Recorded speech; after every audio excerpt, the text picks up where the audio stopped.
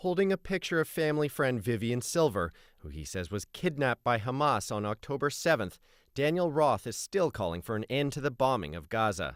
This idea that somehow bombing people into submission, that violence can somehow lead to anything other than violence, is wrong in its entirety. Roth helped organize a vigil this evening for Toronto's Jewish community, a chance to mourn those who have died since last Saturday, while showing support for a ceasefire in the region and calling on the Canadian government to do the same.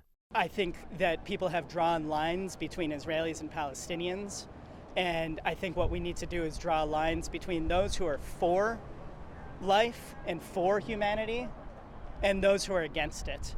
Others at the vigil said they're horrified by the conditions in Gaza and want Canada to push for the safe passage of supplies and aid to Palestinians, the return of hostages, and an end to Israel's occupation of Palestinian territories.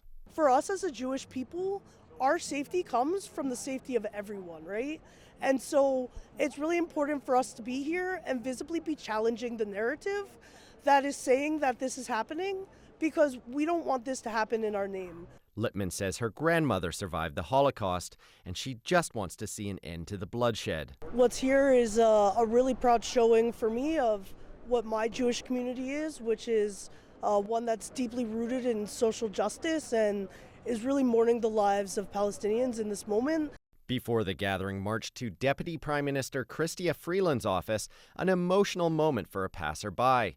Lena El Malak is Palestinian. She says the last week has been incredibly difficult. It gives me hope that, people are seeing us. And it gives me hope that despite all of the hatred and the rhetoric in the media that is trying to divide us, that there are still people whose conscience is awakened. El Malak says she still has family in the West Bank. The fact that there are such beautiful souls who are out there now demanding an end to this is just, it's the best thing that has happened this week. And as all gathered are praying for the safe return of Israeli hostages and an end to the bombing.